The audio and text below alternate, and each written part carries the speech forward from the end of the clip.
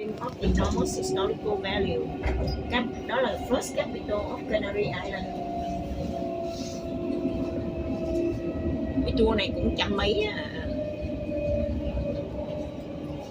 Oh, the town of La Orotava is surrounded by banana plantation and rich and fertilized by the valley of the same name mountain Tidy. Đã tới rồi. Yeah. Tirat.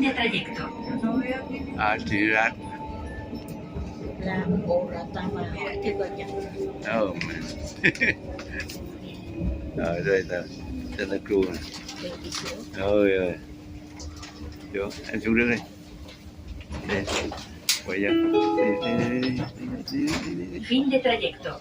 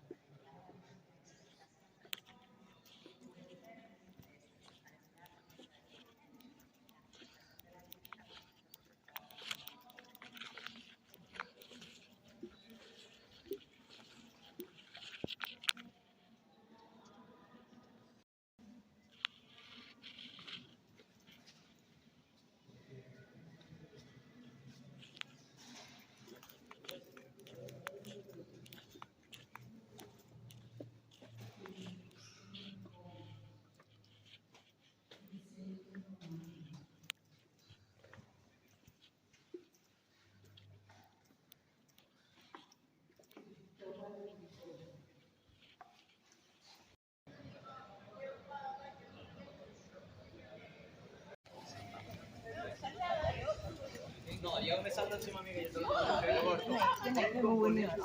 Inside đó, chụp hình đó. Chắc cái miếng chỗ này là UNESCO. UNESCO. Chỗ này nó gọi cái tên đó là Cristobal de Laguna.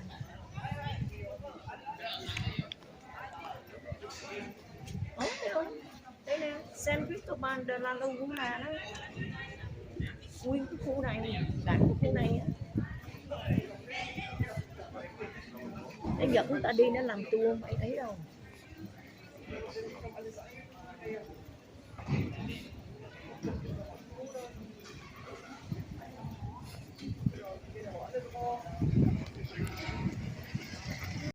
Rooms as well, right? So all these houses were built with this kind of layout, right? The wood you see here is from the Canary pine tree. This is hardwood, right? It is the inner part of the tree. It contains a great amount of resin, so it can resist weather conditions for a long time, right? Because the tree, for example, you can see if you go, for example, to a table, right? Table, you see the forest, the Canary forest, the Canary pine forest, that's the Canary pine. Right? So, and the storm. Còn exit nữa, cái cao su ở đây nè, city cao su đây lấy lại cái nhà này để làm Casa de la ở đây nè, xây từ thế kỷ thứ 18. 18.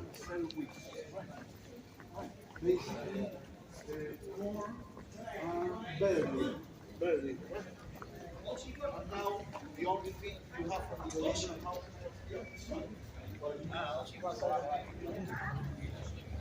Nói là bên này ở đây nè, cái nhà này là outside thì nó cũ nhưng mà inside nó renovate hết rồi.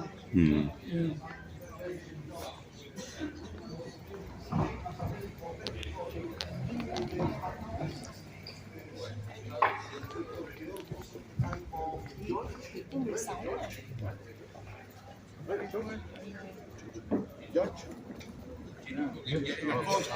Oh, the court.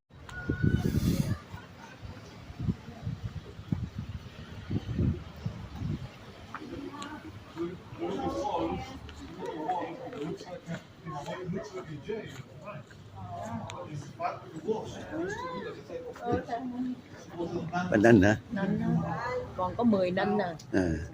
Start với 120 nên giờ còn có 10 à. Được xin chính những mà không sâu đắm Một xin chính những leo rồi All to ring in the sea that was so to sing As everybody yes it is September body never was about you It was a body said as you remember body yes it is September body